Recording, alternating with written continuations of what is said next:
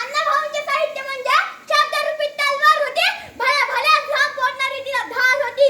शासनकर्त्यास पण त्यांच्या लेखणीचा धाक होता. असा आमचा नेता लाखात नाही तर करोडोत एक होता.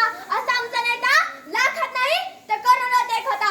सन्माननीय व्यासपीठ, वंदनीय गुरुजन वर्ग व येथे जमलेले माझ्या बालमित्रांनो, तुम्हा सर्वांना अण्णाभाऊ साठे यांच्या जयंतीनिमित्त खूप खूप शुभेच्छा.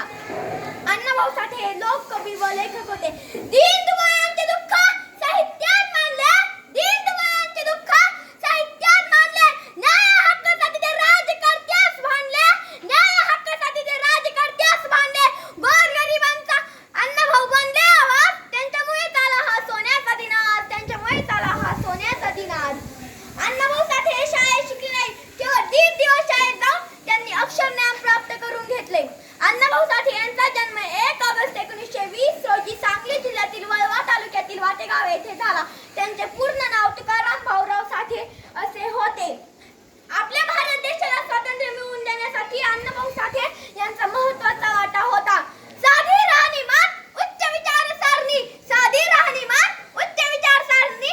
साहित्य क्षेत्रात नाव ज्यांचे मोठे असे आमचे लोकशाहीर अण्णाभाऊ साठे, असे आमचे लोकशाहीर अण्णाभाऊ साठे. माझी मैना गावाकडे राहिली ही त्यांची प्रसिद्ध लावणी होती. संग्राम, महाराष्ट्र मुक्ती चळवळ व गोवा मुक्ती या चळवळीमध्ये त्यांनी आपल्या शाहिरीतून दिलेले योगदान खूप महत्त्वाचे होते. जात है वास्तव्य है, जात है वास्तव्य है, गरिबी ही कृत्रिम आहे, गरिबी नष्ट करता येऊ शकते, जात नष्ट करणे हे आपले काम आहे, जात नष्ट करणे हे आपले काम आहे.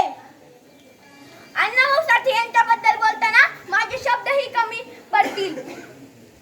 त्यांना जगण्यासाठी खूप संघर्ष करावा लागला, पण ते कधीही खचले नाही. नैराश्य हे तलवारीवर साठलेल्या धुळीसारखे असते, नैराश्य हे तलवारीवर साठलेल्या धुळीसारखे असते.